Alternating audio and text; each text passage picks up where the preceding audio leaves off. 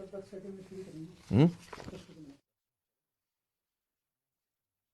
है, चलो करो, चालू करो।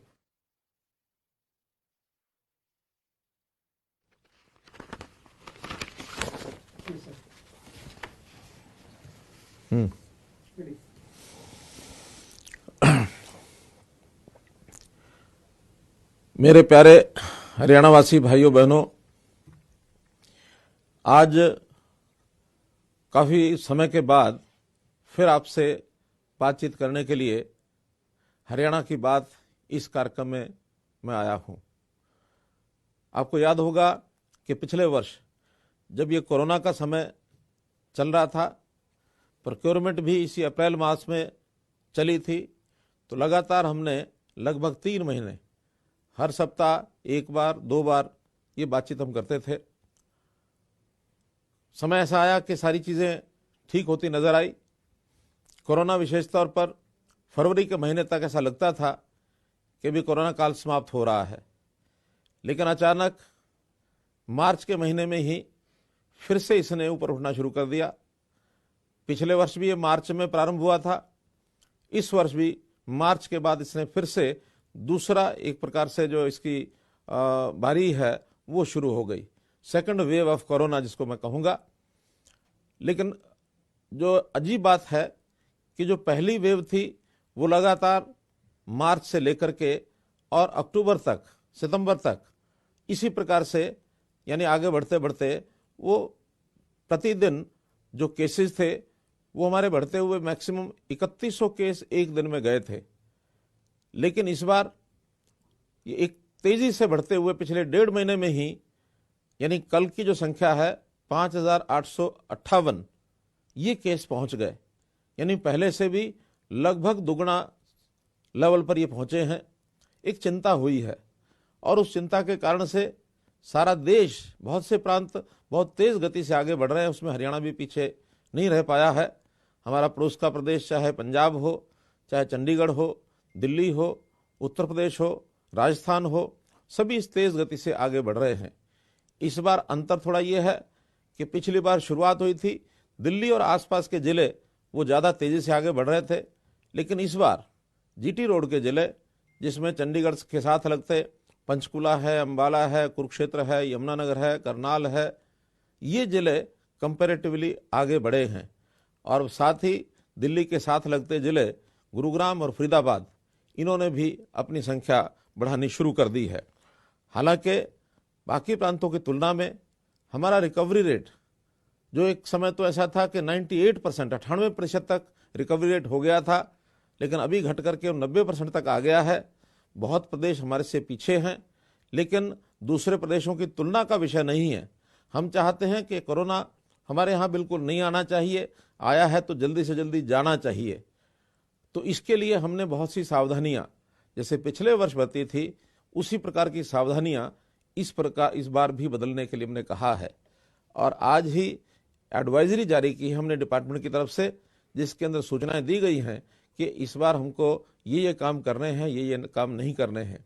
पिछली बार चूंकि नया अनुभव था तो उसमें थोड़ा पैनिक ये थोड़ा ज़्यादा हो गया था, और पैनिक होते हुए लोगों ने अपने व्यवसाय, यानी हालांकि लॉकडाउन के समय हमने अपेक्षा की थी कि सब बाजार बंद करें, सभी उद्योग भी बंद होने चाहिए, और उसका दुष्परिणाम ये हुआ था कि बहुत से मजदूर वो पलायन करके अपने अपने घरों में दूसरे प्रदेशों में जाने लग गए थे।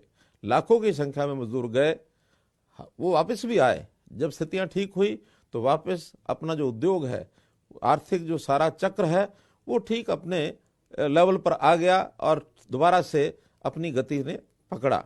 इस बार हम सावधानी बरत रहे हैं कि उस प्रकार का पैनिक न हो, और पैनिक होने का कारण इसलिए भी नहीं है कि एक अनुभव ऐसा बता रहा है कि कोविड का जो भी मरीज है उसका निश्चित एक क्रम बना है कि वो 14 दिन से और 20 दिन के अंदर अंदर ये समाप्त हो जाता है, ठीक हो जाता है।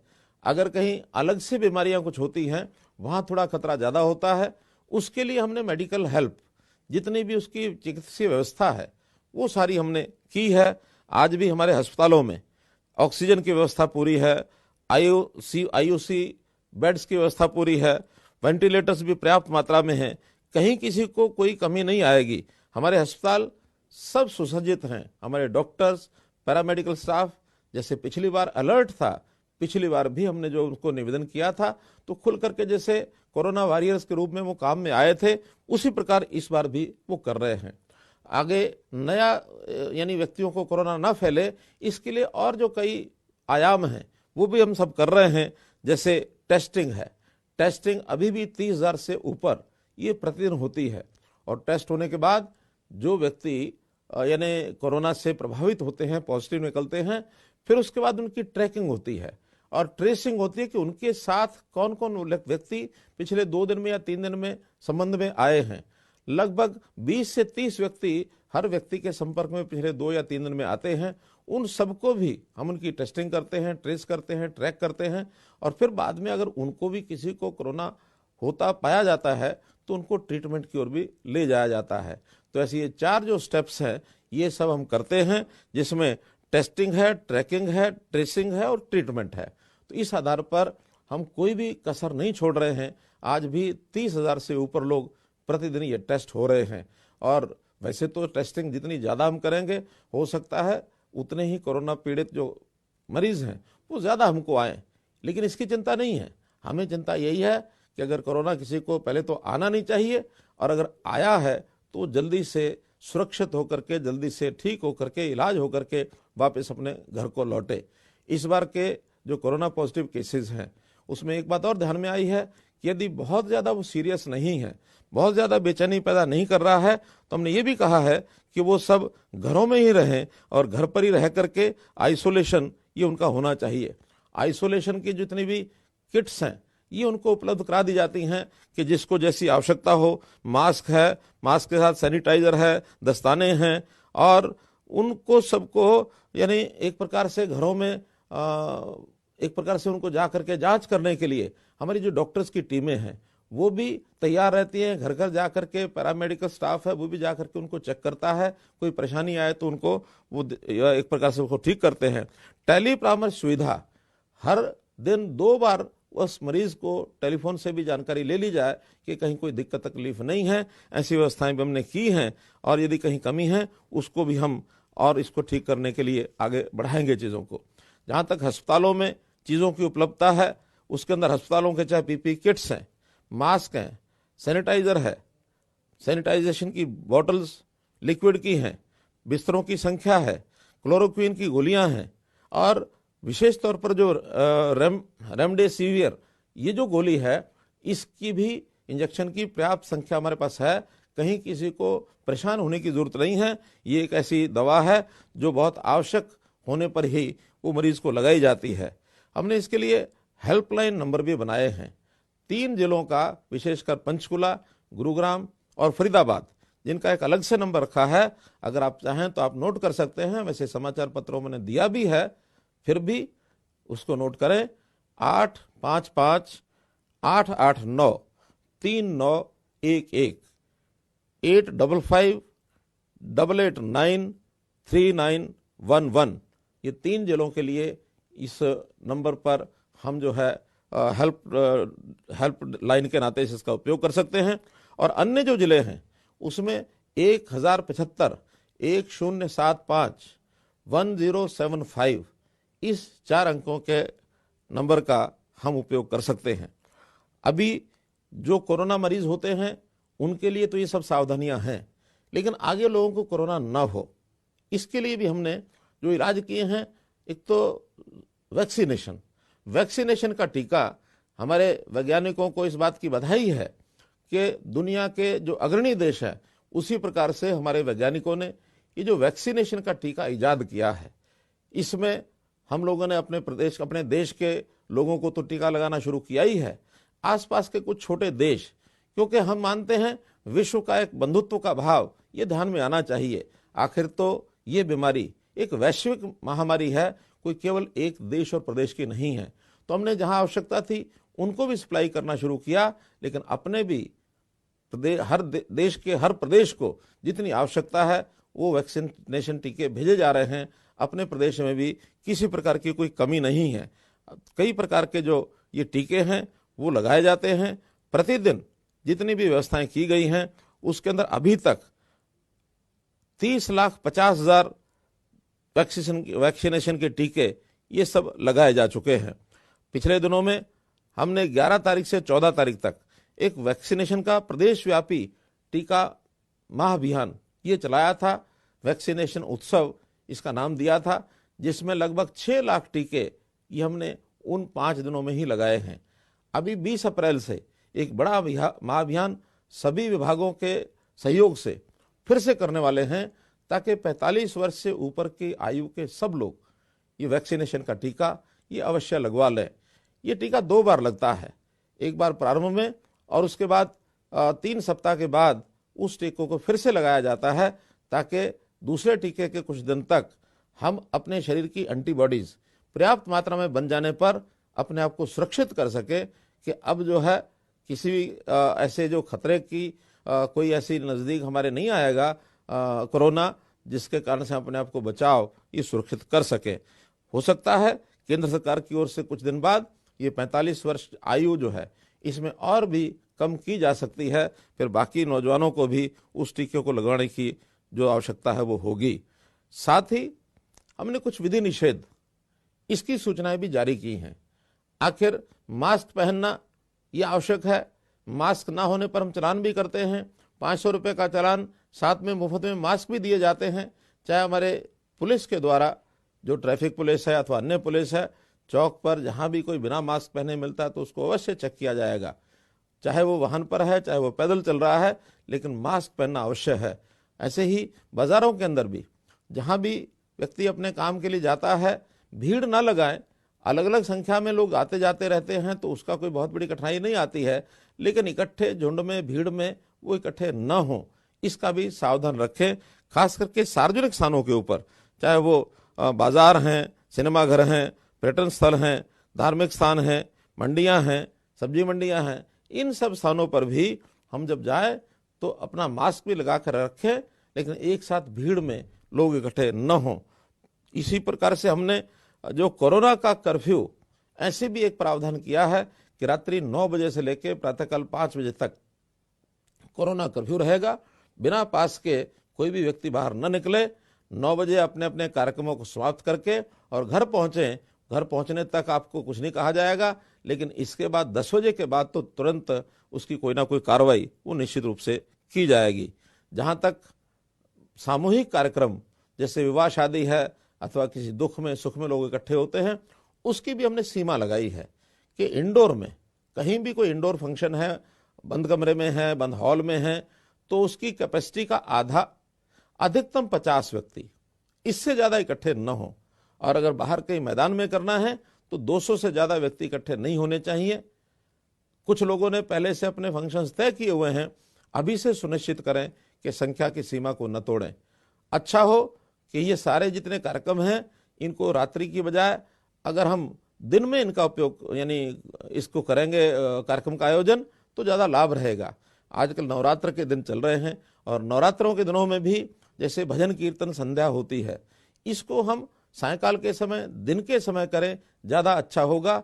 तो इससे भी हम अपने आप को इन सावधानियों को कर पाएंगे और अपने आप को बचा पाएंगे। मित्रों, हमने इसके लिए जितने भी स्कूल हैं, पहली से और 12वीं तक के सभी स्कूलों को 30 अप्रैल तक बंद कर दिया है। और न केवल स्कूल बंद किए हैं, बल्कि अभी जो इसी सप्ताह 10वीं की परीक्षाएं होने वाली थी, उन परीक्षाओं को रद्द कर दिया है। अब वो परीक्षाएं नहीं होंगी, बल्कि उनका मूल्यांकन अलग प्रकार से करके उनको अगली कक्षाओं में कर दिया जाएगा। जहाँ तक 12वीं की परीक्षा है, इनको स्थगित किया गया है। जैसे ही स्थिति ठीक होती है कोरोना की, उसके बाद इसका टाइम टेबल बना करके और निश्चित रूप से इसको यानी परीक्षा को जो है लिया जाएगा। उस समय जैसी व्यवस्था होगी वैसी करेंगे। कोरोना को न आए ये हमारी इच्छा है, आए तो जल्दी से इलाज हो, ये उसका एक हमारे अपने हाथ में है। हम सब स्वयं सावधान होकर अपने आप को बचाएंगे, अपने परिवार को बचाएंगे, अपने आस पड़ोस के लोगों को बचाएंगे। ये बहुत सावधानी रखने की जरूरत है। अब एक विषय जो बहुत ही मुझे एक प्रकार से कष्टदायक स्थिति है, उसको मैं वर्णन कर रहा हूं। पिछले बार भी अप्रैल के महीने में हम देखते हैं कि हमारी जो मंडियां थी उसके अंदर प्रोक्योरमेंट का विषय चल रहा था, वो प्रोक्योरमेंट तो इस प्रकार से वैसे ही चल रही है, उसके बारे में बाद में चर्चा करूंगा। लेकिन जो विशेष बात मुझे जिसका उल्लेख करना है वो है हमारे किसान भाई कहीं कहीं अपनी कुछ बातों को लेकर के आंदोलन कर रहे हैं। ये बात ठीक है कि आंदोलन करना हर किसी का लोकतांत्रिक अधिकार है। कहीं कहीं इस लोकतांत्रिक व्यवस्था को जब तोड़ा जाता है उस समय प्रशासन को भी कठिनाई होती है, सरकार को भी कठिनाई होती है। वो चीज तो बाद में हम देखेंगे, लेकिन अभी तो इतना ही है कि उसके कारण से जो लोग इकट्ठे होते हैं, जब इकट्ठे होते हैं तो निश्चित रूप से कोरोना के फैलाव का भय वहां बना रहता है। हमको पता नहीं रहता कि कौन कोरोना पॉजिटिव हो गया होगा, कौन नहीं हुआ होगा।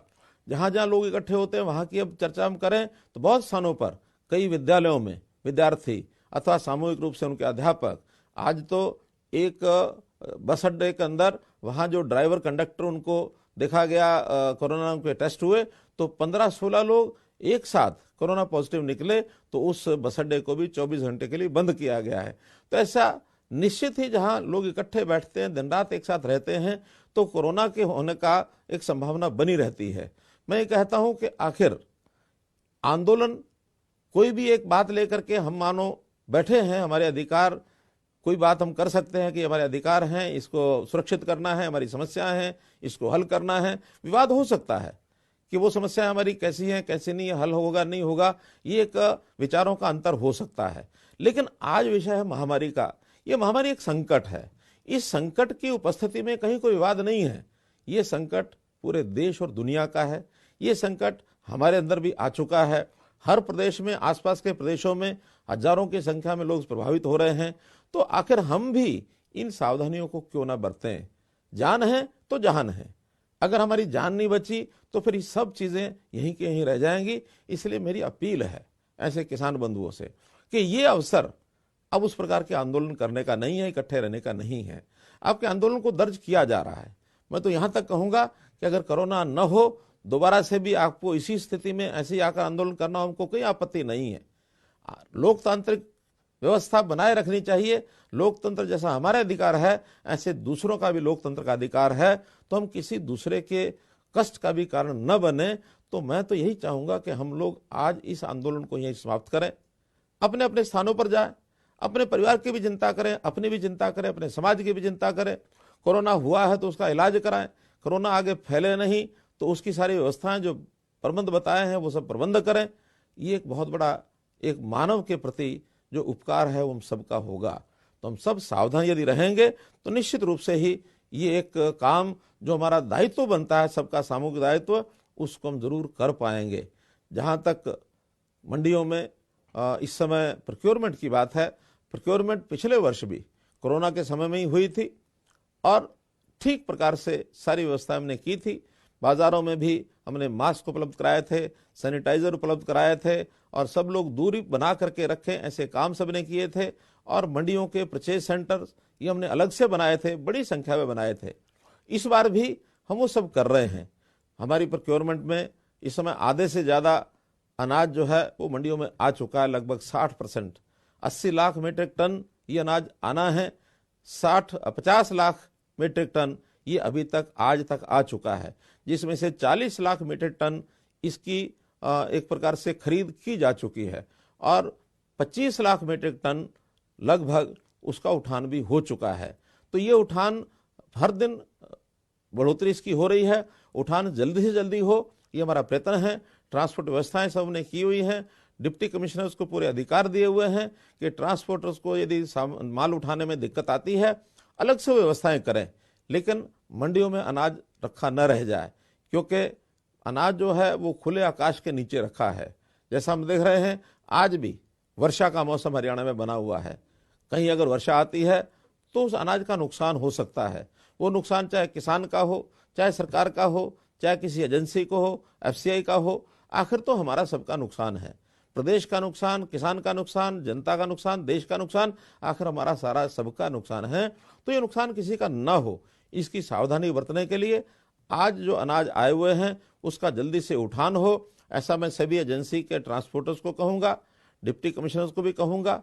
लेकिन मैं किसानों से भी अपील करूंगा कि एक दिन के लिए, 2 दिन के लिए जहां ज्यादा अनाज आ गया है, ग्लटिंग हो गई है, भीड़ हो गई है, अनाज बाहर निकाला नहीं जा रहा है, वहां 2 दिन लाने की स्पीड थोड़ी कम कर लें। 2 दिन के बाद ये सारी मंडियां खाली होने पर, या सारी खाली नहीं होंगी तो कम से कम उतनी जगह बनने पर दोबारा से हम लेकर के आएंगे, तो इसमें हमारा भी लाभ होगा, ये जरूर हम करें। और जहां तक मंडियों में व्यवस्था की बात है, सब व्यवस्थाएं हमने पूरी की हैं, बारदाने की कहीं कोई कमी नहीं है, गोडाउन्स में जगह की कोई कमी नहीं है, ट्रांसपोर्टेशन में थोड़े वाहनों की कमी हो सकती है, जिसका मैंने कहा कि डिप्टी कमिश्नर को हमने पूरे अधिकार दिए हैं, वो सब इसको ठीक कराएंगे। और जहां तक पेमेंट की बात है, पैसे की बात है, इस बार व्यवस्था की है कि किसान के हर एक के खाते में ये पैसा जाएगा। अभी तक मेरी जानकारी के हिसाब से 650 करोड़ रुपया ये किसानों को जा चुका है, क्योंकि अभी 3 दिन से ही पैसा जाना शुरू हुआ है। बाकी जितनी भी अनाज की खरीद है, वो खरीद जैसे ही उठान होता है, उठान के साथ साथ एग्जिट पास कटने के बाद और उनका जो टाइम है पेमेंट का वो शुरू हो जाता है। उसके 72 घंटे के अंदर अंदर उनके खाते में ये पेमेंट जरूर पहुंचेगी, ऐसा हमने सुनिश्चित किया है। तो इस प्रकार से आप सबका इसमें सहयोग चाहिए, किसानों का भी सहयोग चाहिए, मंडी में आड़ती भाइयों का भी सहयोग चाहिए। हमारा जो एडमिनिस्ट्रेशन है वो डट करके अपनी ड्यूटी निभा ही रहा है, कहीं कोई लापरवाही न बरते, ये मेरा आपसे अनुरोध है। मैं फिर से आज उसी विषय पर आऊंगा कि जो कोरोना की महामारी है, इससे हमको बचना है, और ये लगातार दूसरे वर्ष का ये क्रम चल पड़ा है। पिछले अनुभवों का लाभ उठाते हुए हम इस बार सारी बीमारी से दूर रहने के लिए जो विधि निषेध बताए हैं उसको लागू करें, और कोई पैनिक ना फैलने दें। खास करके मैं हमारे जो मजदूर भाई हैं, जो फैक्ट्रियों में काम करते हैं, उनसे मैं आग्रह करूंगा कि यहाँ रहें चाहे अपने प्रदेश में रहें, घर में रहें, स्थिति एक जैसी है, कहीं अंतर पड़ने वाला नहीं है। सावधानियां यहाँ भी बरतनी होंगी, सावधानियां वहां भी बरतनी होंगी। इसलिए हम निश्चिंत होकर के बिना किसी चिंता से अपने अपने काम में लगे रहें, और वहां पर जो सूचनाएं आपको मिलती हैं, डिस्टेंस, दूरी बनाकर रखना, आधी संख्या दिन में काम करे, अगर डबल शिफ्ट करनी है तो आधी संख्या रात को करे, 3 शिफ्टें करनी है तो 3 बार शिफ्टें करें, इस प्रकार से। और किसी को छुट्टी के दिन भी अगर कोई फैक्ट्री बंद रहती है तो छुट्टी के दिन का उपयोग करें, लेकिन लगातार अपने काम को करते हुए सारी व्यवस्थाएं जो हमारे प्रबंधक हैं, जितने भी उद्योगपति हैं, वो सब प्रबंध व्यवस्था करके स्थानीय हमारे डिस्ट्रिक्ट एडमिनिस्ट्रेशन के साथ जुड़ करके रहें। कोई भी किसी प्रकार की कठिनाई आएगी तो हरियाणा सरकार आपके साथ खड़ी है, हरियाणा सरकार हर प्रकार सहयोग करेगी, किसी को कोई तकलीफ नहीं आने दी जाएगी। चाहे किसी को राशन की बात है, किसी को आर्थिक तंगी है तो आर्थिक स्थिति की बात आएगी, चाहे उद्योग है, चाहे दुकान है, चाहे मजदूर है, चाहे मालिक है, सब की चिंता की जाएगी। पिछले बार भी हमने जो कुछ किया था, लगभग 1500 करोड़ रुपए की व्यवस्था हमने पिछले वर्ष इसी काम के लिए की थी। इस बार भी अब हमारी लगातार मीटिंग्स चल रही हैं। हमारा जो एक ग्रुप बनाया टास्क फोर्स स्टेट लेवल पर, डिस्ट्रिक्ट लेवल पर भी हमने टास्क फोर्स बनाए हैं। वो सब टास्क फोर्स प्रतिदिन मिलते हैं, प्रतिदिन हर बात की बारीकी से जानकारी लेते हैं। और इसके बाद कैबिनेट की जो मीटिंग है हमारी, अगले 22 तारीख को हम कैबिनेट की मीटिंग भी कर रहे हैं। कुछ निर्णय और इसके अतिरिक्त लेने होंगे, उसमें लेंगे, लेकिन बिना किसी झिझक के आप सब लोग अपना मन एक बड़ा बनाकर एक